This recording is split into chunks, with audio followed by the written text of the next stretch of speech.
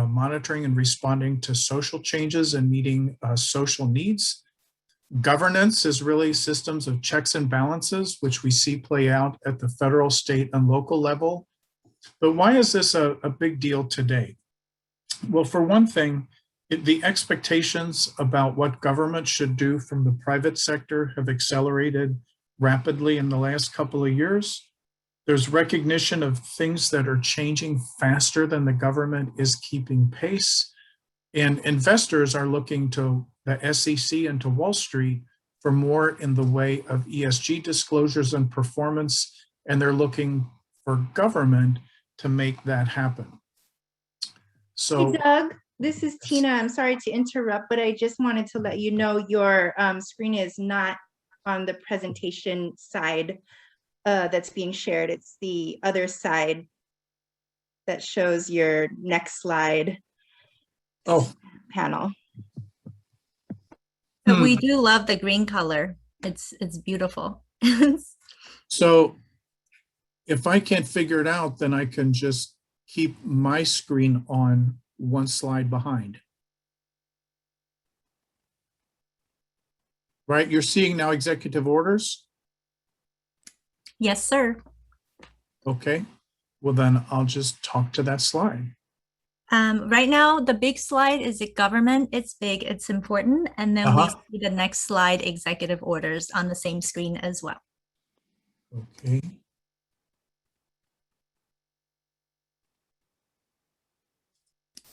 I don't know how to. Oh, I think you had it.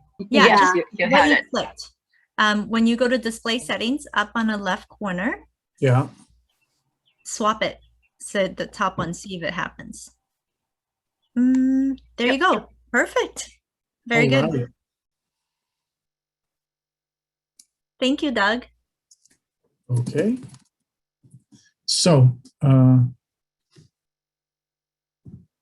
here we go. Thank you.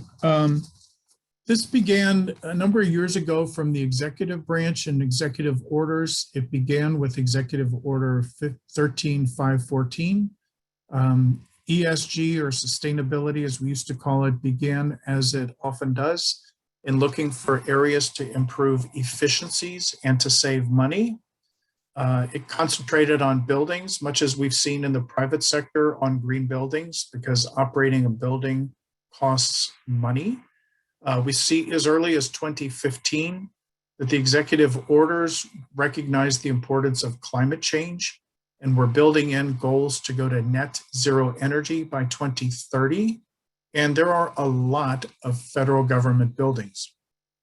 And you'll notice that third executive order there, that this is such an important issue that it did not grind to a halt during the 4 years of the Trump administration. The Trump administration also gave an executive order, put a couple of things on hold, but continued with energy use, waste prevention, acquiring, use, and disposal of products and services, the whole life cycle approach that we see in all of the management systems and ESG regulations and standards. And it mentioned federal acquisition regulation, which is very important, as we'll see here in a little bit. In January, President Biden wasted no time in putting another executive order out. This is being important to the electorate and to our planet. 3 key points that I would highlight is back to return to listen to science and let science drive what is required for public health and the environment, and make that an important part of policy setting and laws and regulations. The 5th bullet there, we're going to hold polluters accountable. Superfund is a law and regulation that's been on the books since 1980.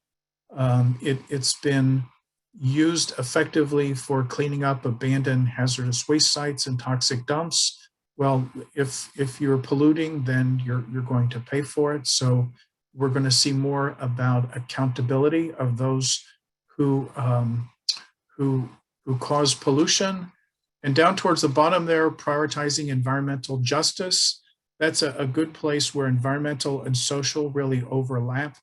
That's worthy of a webinar all on its own. But suffice it to say for today that the new head of EPA comes from North Carolina and has made environmental justice very much a part of his agenda. On a local level, you recall the battery processing facility in Vernon that continued to operate and emit lead for a couple of decades after it had been cited by regulatory authorities, affecting primarily low income and communities of color, and they just kept doing it without the enforcement. That's an example of where environmental and pollution and social and justice issues intersect. So I think the justice aspect of environmental pollution and protection will be increasing in the years to come. Sustainability has long been about the concept of externalities, where one party or one sector of the economy gains all the benefit and another part of the economy or the public pays the cost. The toxic waste dump is a perfect example where someone uses the cost of production to price their product.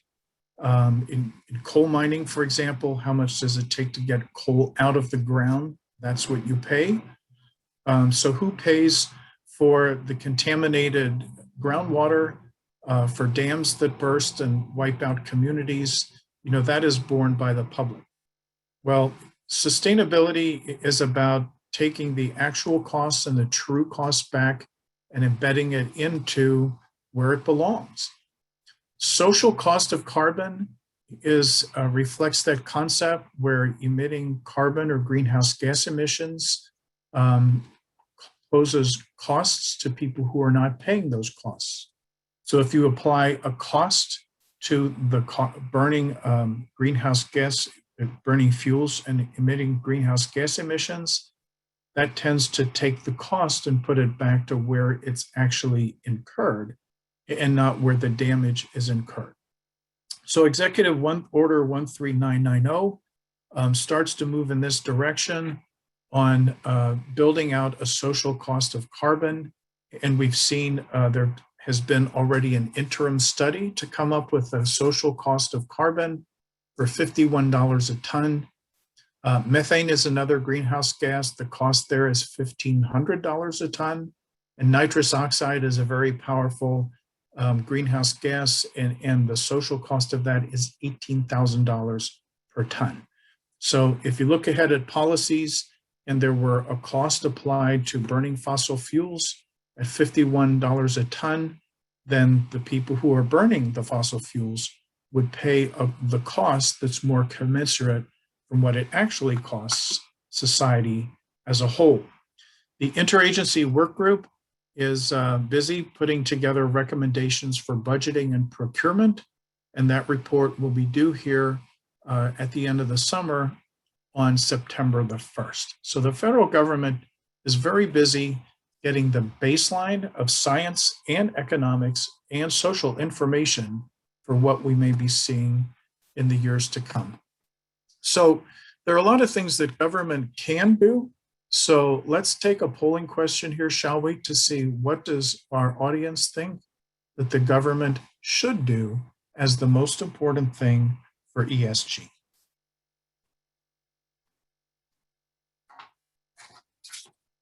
And Bernice is going to pay attention to the polling results because after we both take a look at this, she is on deck for the next few slides.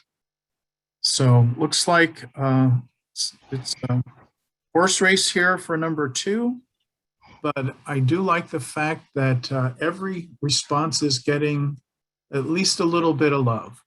So Bernice, what do you think about the responses we're seeing coming in? Well, I think they're sort of what I would anticipate seeing. Certainly, I think federal oversight and therefore monitoring is something that comes to mind for a lot of us as citizens. There's plenty of oversight and as business owners. And then I think, you know, from a regulatory perspective, the steering the private sector to better ESG performance and risk management, I could see that as well being popular because that's what we sort of want out of our governments, you know, federal, state, local, tribal, to do, you know, that type of thing that we can't as perhaps individuals do as well. And then, of course, enforcing performance and risk management through government procurement channels. That's something that's being worked on. So yeah, can definitely see that. And then I see that, you know, we've got fewer responses to deferring to the private sector. Profit motivated entities may not want to take on robust compliance on their own. So I can see why there's few there. And then, yeah, report on their own ESG efforts, performance, and risk management. So I think that's, you know, sort of what I was expecting. And yeah, those are all good approaches. Good. Okay. All right. Thank you, Doug. This is where I start presenting, and Doug works in the English language like a true artist, and I'm a little more straightforward, technical, analytical, compliance audit person, and don't do a whole lot of presentations. But I will start here. And first, I want to say to C's Klumper, yes, it is time to hug your government auditor today, you know, because we don't get the recognition that we should get all the time, or the attention. So thank you for that, Steve. Also, I want to just thank the folks here at the IIA chapters here today for coordinating and setting this up. I'm very pleased to speak, and hope that there are some questions that come our way.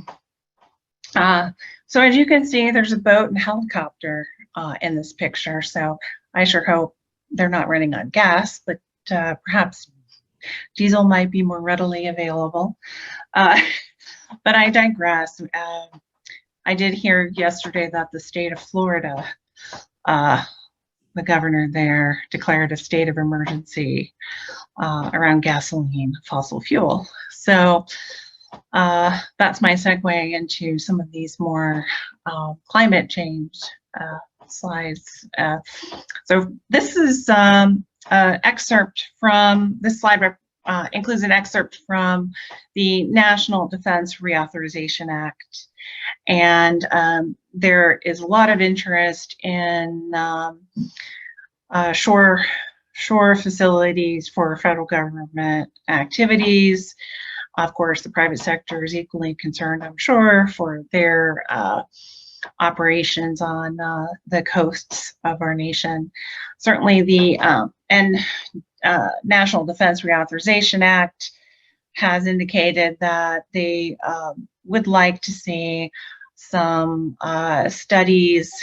Here is one where they're requesting that the Coast Guard identify the top 10 installations impacted by sea level rise. And so there is a general awareness that, and this is also the case with other with the departments in DoD. Because it has national security consequences. Certainly, we have many naval bases, obviously, on the coasts. That's where all of them are, probably. And so we want to make sure they're going to be available. And if not, plan for the future. And that would be, that's a global impact, as we have many installations, naval bases, if you will, on coasts around the world. The next one is, this addresses social accountability. So I'm going to switch from sea level rise and climate change to the social accountability aspects that you'll see here. The National Defense Authorization Act addresses diversity and inclusion. And that's one example. Certainly, there there's various sections. There's quite a lot of interest, and has been for many years, at all levels of government, to, whether you're in the federal, state, local, or tribal governments, to be aware of diversity and inclusion as a positive aspect of your operations and regulatory framework. So you'll see here there's diversity and inclusion reporting for DoD, national emergency exception for some individuals, questions regarding racism, inspector general oversight of diversity and inclusion, policies to improve certain aspects of the social life of armed forces members, and so forth and so on. Here's one: evaluation of barriers to minority participation in certain units of the armed forces. There's not always appropriate levels of diversity in some of areas. And then finally, the Government Accountability Office's Comptroller General will report on equal opportunity at the military service academies. Now, we do address DoD because it is one of the largest federal employers. Here is, and thank you, Doug, for moving the slides forward. So here is an audit conducted by the Government Accountability Office, and it relates to public company disclosures of ESG, and it does provide some information on why and how investors have sought additional disclosures, how disclosures compared within selected agencies. So there's a lot of interest, and we're seeing more and more of that in the kinds of disclosures that we want, that the government wants to see at this level. This is the federal government. The disclosure of ESG factors and options to enhance them is, pardon me, an example of a GAO effort to get some data analytics or data and analyze it regarding ESG factors at the private sector level. Next slide. Excuse me.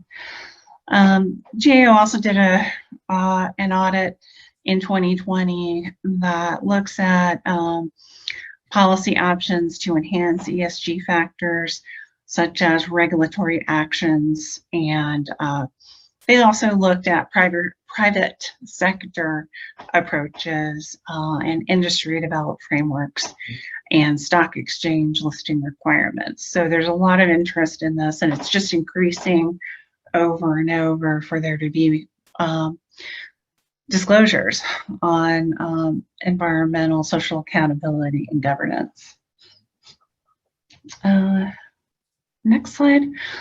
Okay, so there is a rule issued by the federal government's Department of Labor in light of ESG investing trends. The rule prevents pension plan fiduciaries from selecting investments based on ESG factors. So this was put in place, this rule, and currently the Biden administration is reviewing this rule.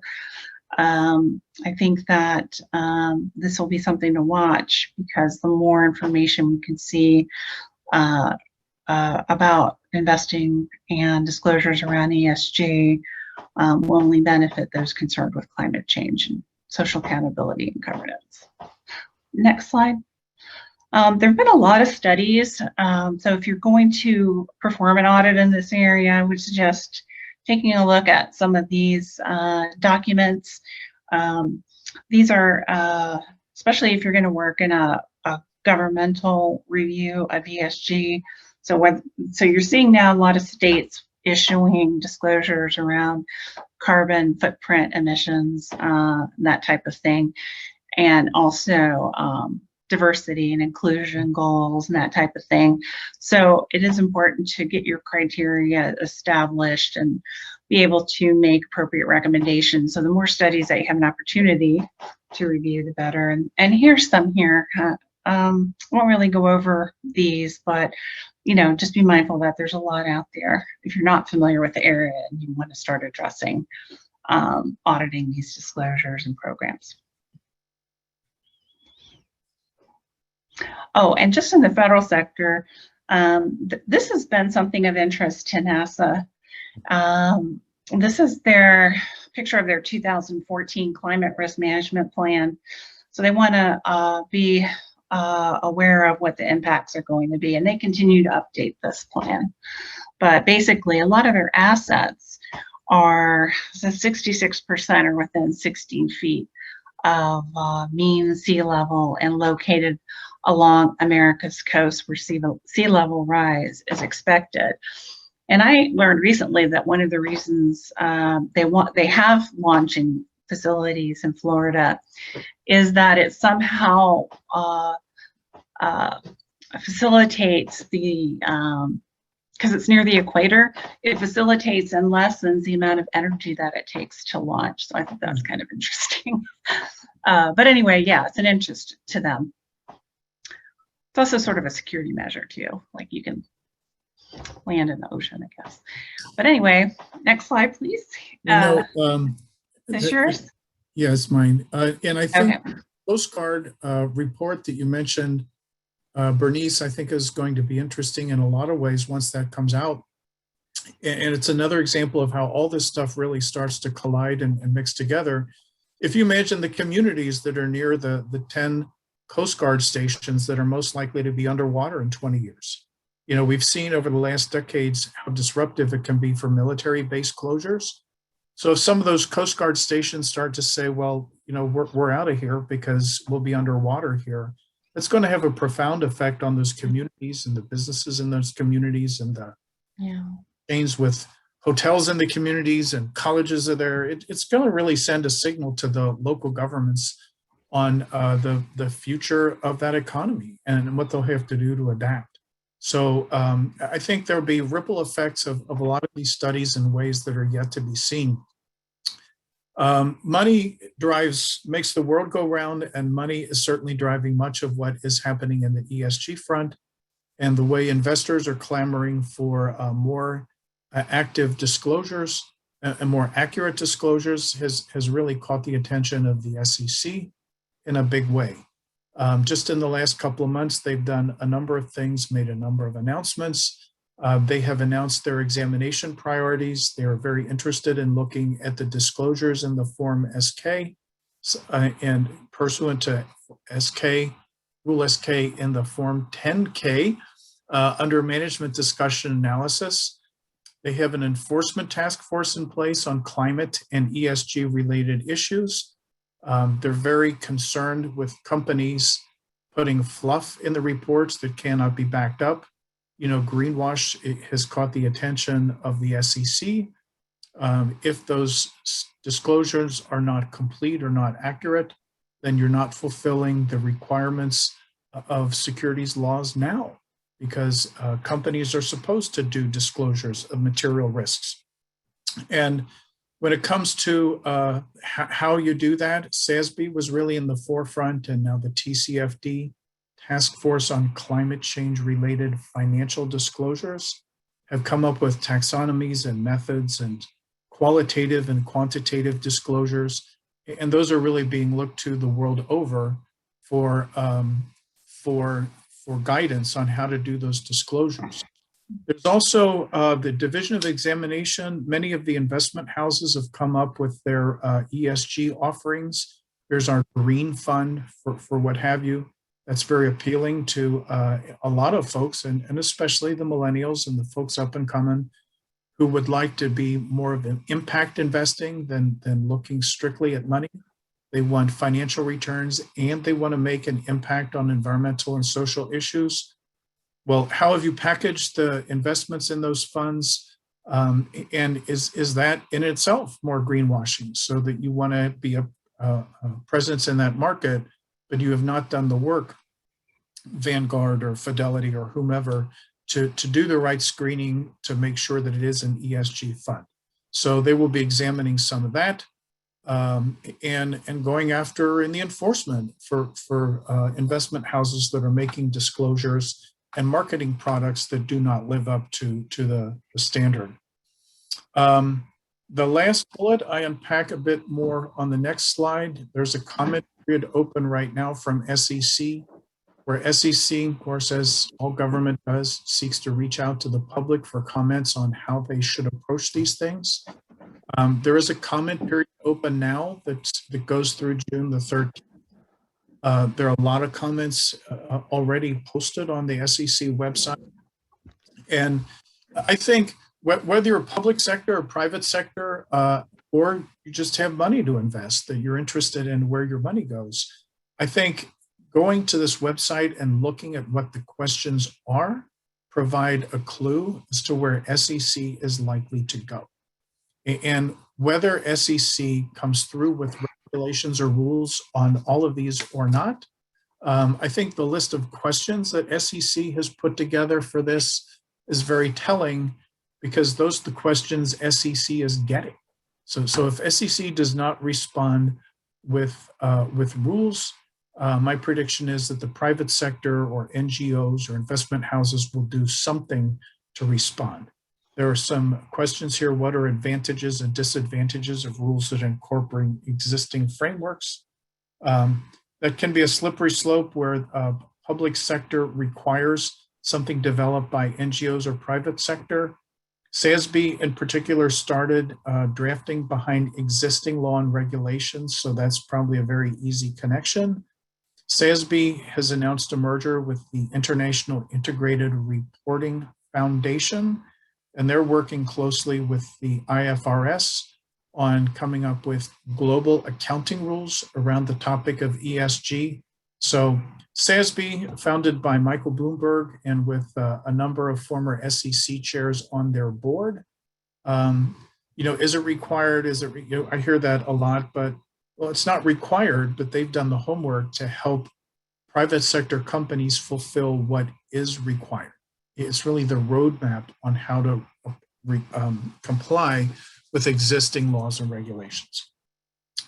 And there is a move afoot. I like the last one here because it speaks directly to our audience here in Internal Audit, that should SEC require evaluations or assurances over the internal controls of non-financial reporting.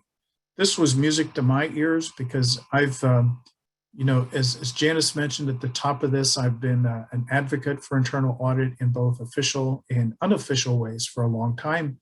That it's my belief that internal audit has terrific skill sets and expertise over internal controls on financial reporting. Well, that's expertise that is easily translatable to internal controls over non-financial reporting, and you can take it to the bank. This area needs internal audit. So SEC has even recognized that that's something they should be looking into. So now let's go to another polling question, shall we? And see what the audience has to say about this after listening to us for a few minutes so far.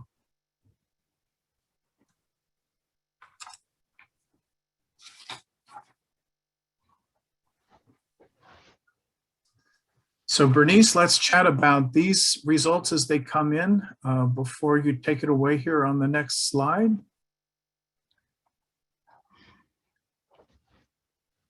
And this is multiple choice. I think people can pick whatever they want. I don't see anything hitting 100% yet, but there's some over 50.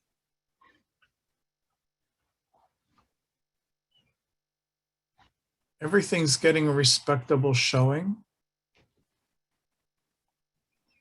So I think what this is telling us, Bernice, I'll welcome your comment. It looks to me like it's no one thing that government has a role to play in many of these issues. And we kind of ran out of room here. I could have listed 20 or 30, but these are the ones that get the lion's share of attention often.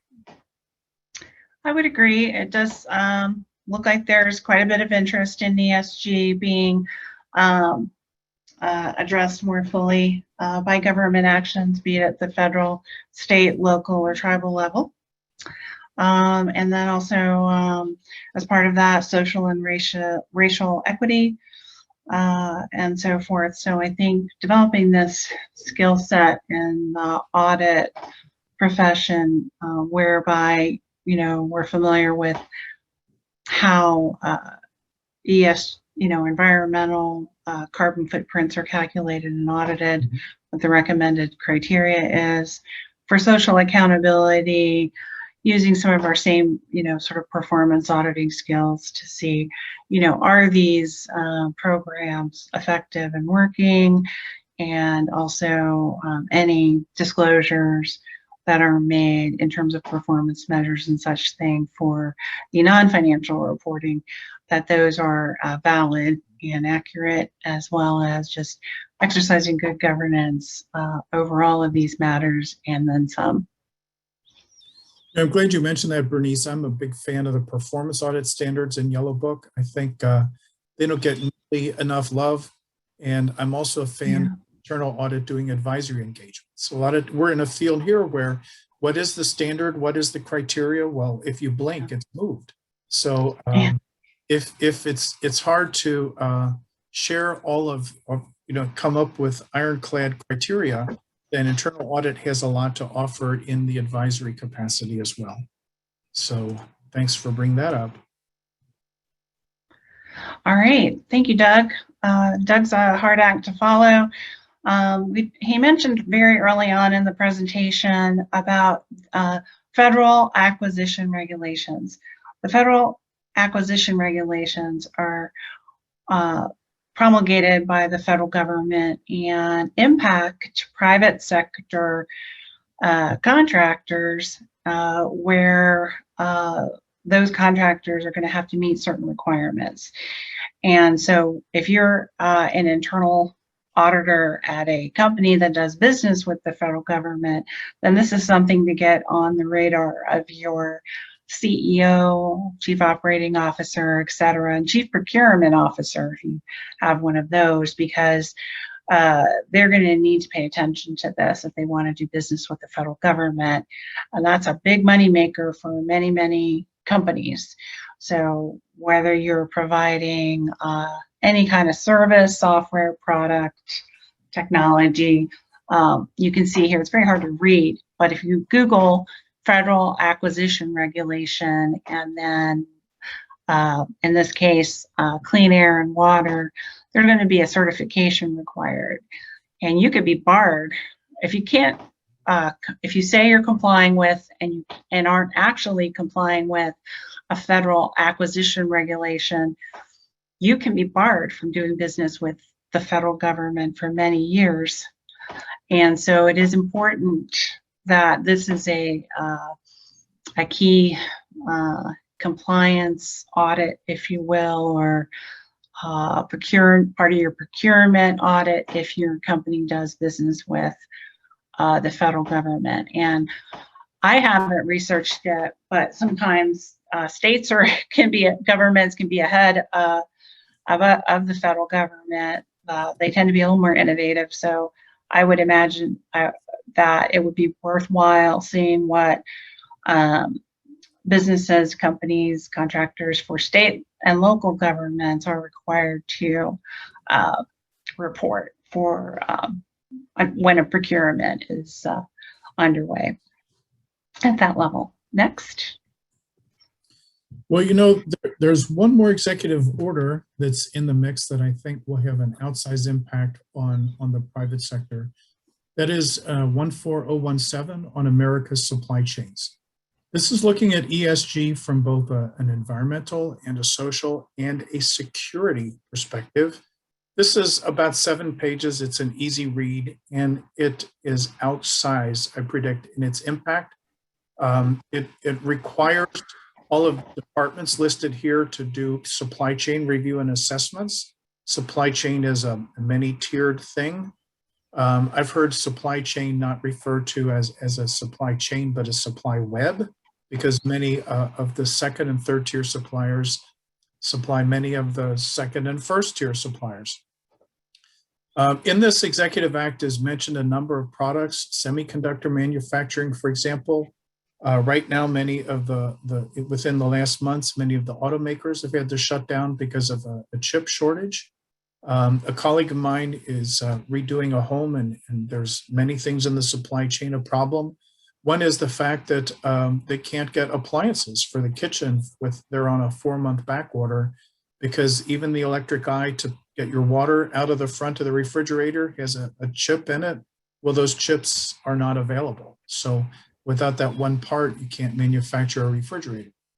Batteries for computers and for solar panels and for storage and PPE, there's so many topics in here. And if you're involved in the supply chain anywhere, these departments will be doing a study and evaluating issues, not just about the security of operations, but homeland security, health, forced labor risk, human rights. If I've presented at this chapter before on the human rights in the supply chain and forced labor and anti-slavery, the UK Modern Slavery Act, California has an act on this regard. If you do business in California, you've got to have statements on web pages and the like. So, and the risk factors are listed there, and there will be a quadrennial supply chain review, so that this is not just a one-time issue. This will be a review every 4 years. And of course, where these departments identify ESG risks in the supply chain, you can expect that they will take action and that they will expect more of the companies that sell these products or services to the government. And as we just saw in federal acquisition regulation, it's not nice to lie to the federal government.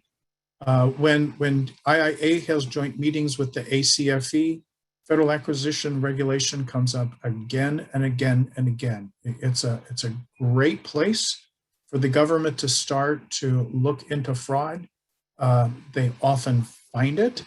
And what could be considered greenwash in a marketing perspective, if you're putting statements on ESG performance in your contracts that you cannot back up with complete and accurate and reliable information, you've made a false statement to the federal government, and that can get you into trouble. And here's a preview of what's to come from many different departments and many different products and services. So that's worth a read. Bernice? So this was an interesting article. Thank you, Doug, for the transition there. This is an interesting article. Why don't governments put out ESG reports? So you can just see this is becoming top of mind. This is from February 4th, 2021. So for those of you who are internal auditors or IG personnel at the federal sector, internal auditors at the state, local, and tribal levels, sectors, this is something that is, I think, going to just get continued focus placed on it because of the importance. And as Doug mentioned, there's already requirements in some states. And I have noticed that there are a lot of reports put out by California, New York, Miami on the environment, social accountability, and governance by those government entities. So everyone's trying to do the right thing. I think this particular author just was thinking that it should be more broadly executed, but we're not seeing a lot of this type of information being reported at the federal level. But I think the Federal Accounting Standards Advisory Board is taking a look at the management discussion and analysis for federal financial statement audits, which they do have in the federal government, if you're not familiar with that, and looking at how much and what additions might be made to the management discussion and analysis. So that's basically that. I think also being familiar with some of this criteria and guidance can help formulate recommendations. So if your state or local government isn't where you think it should be, there's some good there's good material out there to make recommendations that they get on board with this, because it's not going to go away in terms of reporting. Mhm. That's all I had. Oh, it's just mine as well. I can't actually see all the page numbers, Doug, so thanks for coaching me along here. So there have been a lot of government studies. These are studies, the executive orders actually come from the White House. So you'll see, if you ever want to take a look at what's of interest at a national level, take a look at the executive orders on the whitehouse.gov webpage and search on executive orders. The Congress is also very interested in these topics, and one of the government legislative research entities is the Congressional Research Service.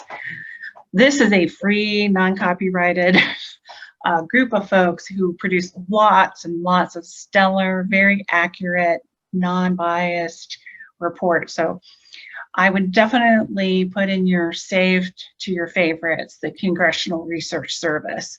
Lots of excellent research, and it's summarized in a way that is easy for your senators and congressmen who request these studies to understand and not be familiar with the topics. And then you'll see other reports there from GAO.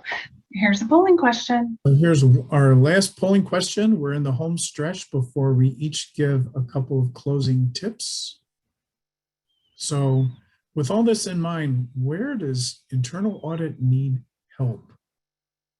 Help.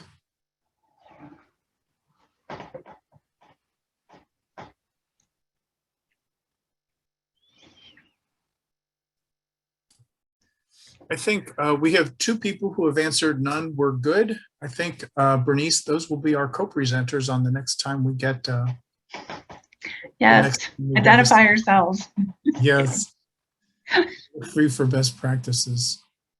Doug, I think the answers, it's so hard to pick just one. Yeah.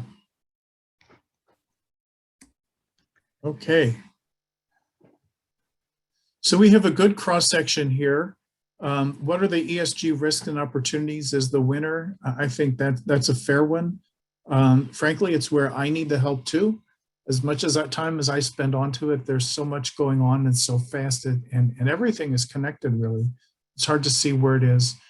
I think the communicating to board and management, I think that is another really good point. Back in October, Proactivity put out a little white paper on 10 questions boards should be asking about ESG. It was a really good publication. And what occurred to me is, well, the board might be asking questions, and does anybody know how to answer them? So on my own website, I have a couple of little white papers on if those questions come out. One, what should the board expect in the way of answer? How should internal audit be prepared to handle those questions? And for anybody involved in second line, how can they support internal audit? Because I would expect that some of those questions will cascade downhill. Everybody acknowledges they need some help in some way, shape, or form. So I take that as a good sign, because that's why we band together here as a community to help each other out. So Bernice has some tips here for the government folks in the room. What would you say to them, Bernice, as some parting words? Well, I've been giving a little advice as we went along. I would definitely include climate change in your audit. I call it audit universe risk assessment. Basically, your planning process for what you're going to audit for. Sometimes people do it annually or biannually. But definitely include that. Try to prioritize that with your other targets of opportunity. There will be more policies, regulations, drivers for change. So these are things that as always, we're always continuously learning in the audit world about trends and things that are risk related or subject to risk. So just maintain some, continuing education on the topic, as you always do. Look for ways to integrate all three. And I think one example I have is the Black Lung Trust Fund. So that's where we integrated the environment, where we are having coal extractors, those companies that mine coal, required to pay into the Black Lung Trust Fund that is maintained by the federal government's Department of Treasury. And that was good governance on the part of the federal government, because that is used to pay benefits to those that suffer from Black lung, who are the miners that have been extracting the coal. More of a S&G there in that example. Expect more stakeholder requests and communications around this. If you're a company that, and you're an internal auditor in that company, and you're wanting to provide, some assistance. Sometimes we take on a very minor role in consultation, but it is good to be able to make recommendations about how and what to report. If you don't publish an ESG report already, begin thinking about it. So I think your companies are probably going to be interested in doing so. So getting a leg up on the topic is good to do. Next slide. And if you're in the private sector, taking your cues from government, here's some tips for you. The government actions on ESG will affect your business. It should be, all these government actions, we've seen the executive orders, the FAR, the departments, supply chain. You're probably in the supply chain of the government, whether you know it or not, whether you're back 2 or 3 tiers or 4 tiers. Once this goes to a tier 1 supplier, the classic way for them to deal with is to pass the buck up the supply chain. So when you see this coming out from the government for procurement, you can expect that it'll land in your inbox before it's all over with. And once this happens, what I see happen again is that if you're making commitments or you have to deliver on ESG performance to your customers, they will start to audit you for that. And there are so many disclosures, ESG disclosures, that are B2B, that are not public disclosures. I think that's a vast universe of disclosures that's, it just eats the lunch of people who have to do it. And it's kind of invisible to top management because it's not public. The disclosures and financial filings, are not really voluntary. They never were. It's always up to companies to figure out your own material risks, and they've claimed to be helpless for many years. So SASB and TCFD did the heavy lifting for you. If you're not doing disclosures to SASB or TCFD, it's about time you got busy with that. And, apply those skill sets that we've learned since the early days of Sarbanes-Oxley of providing assurance over internal controls of financial reporting, and apply those skills to internal controls over non-financial reporting. And as I've said in other presentations, those controls are not nearly as well developed as financial reporting. They're in many stages of maturity, and they're widely distributed throughout the organization. So internal audit can add a lot of value there, and you've got your work cut out for you. So yesterday would not be too soon to get involved in that. So we have a few minutes, I think, for questions, Janice, and if you have more questions after this, here's contact information for us. Bernice and I are happy to reach out afterwards. As far as I go, there's no expiration date for that offer. So keep this in your Outlook file and take it from there. Janice, back to you. Thank you. Thanks, Doug and Bernice, for empowering us as internal auditors to make a change and bring more awareness to this. And I just want to say that, did you know that our country is among top 10 in being the biggest polluters in the world? So top 10 is great when it comes to sports, but not when it comes to pollution. And we're number 2, actually, second to China. And when it comes to per capita, I think we're number 1. It's not something we want to be proud of. And I think it's like 5,414 million metric tons of CO2 every year. So Doug and Bernice, you guys have inspired me to join a company with the sustainability mind, because I want to be able to look at my kids in the eyes and say, you know what, I'm doing my best to have a 0 carbon footprint for this earth. So yeah, that's why I got my firm to sponsor us. But it is, we're definitely up there with regards to number 1 polluter being the fuel industry. So yeah, try to be more mindful. And we had go one on. question, Janice, that I'll speak to real quickly, if I may. There was a question on a government entity was looking for good examples of ESG disclosures as they go to market for a green bond. I'm not sure I can point to an example today. There's probably a few out there, but in terms of the type of sector they're in, for example, was a wastewater provider, wastewater treatment. There are water companies out there that you could go. Suez Water, I think, is one that if you do public disclosures. I would suggest checking that. They're probably behind the ball too. So I would look at the SASB standards for companies like that to see what is the minimum expected of companies in that sector. And if you're entering the green investment market, I would encourage ESG reporting and disclosures tend to be sort of backward looking. And here's our performance to date, an element of our programs to date. If you're seeking capital or if you're seeking employees or whatever you're seeking in exchange for what you're putting out there, I like to think about putting together your value proposition and the roadmap of what you expect to do with that money and how you expect to make an impact in the ESG arena, maybe primarily environmental, add some social and governance wherever you can, so that you set the roadmap for what you're going to do with the money. But, take note that if you put that out there, it isn't just, aspirational. You're making a commitment to do that. So if you put that in a bond offering, it's time to put together the systems, the controls, monitoring, the reporting metrics to report on what you've done with those promises. People will hold you to it. Wise words. Thank you, Doug. Any additional questions?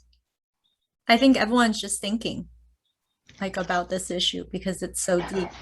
I don't see many cameras on. Maybe people's heads are spinning too much to put it on. Probably.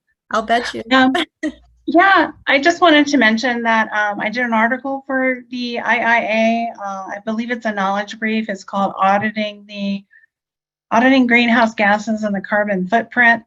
There's a lot of information in there on how the EPA calculates the carbon footprint, greenhouse gas emissions. There's some criteria out there. I can appreciate someone wants to do benchmarking for similarly situated entities, but I just see so much variability. Even among federal agencies, you'll see a smaller federal agency with lots of disclosure, and then you'll see a giant one and you'll be like, it has like 3 sentences. So there's just a lot of variability, I think, right now. So just do the best you can with making the recommendations that you can without a lot of examples to show. Exactly. Yes, and I think thanks for that, Bernice. We will include a link to your article if you don't mind for subsequent to our conference, so that people can have access, as well as Doug's website, which has even more information on it. And so yes, thank you. All right.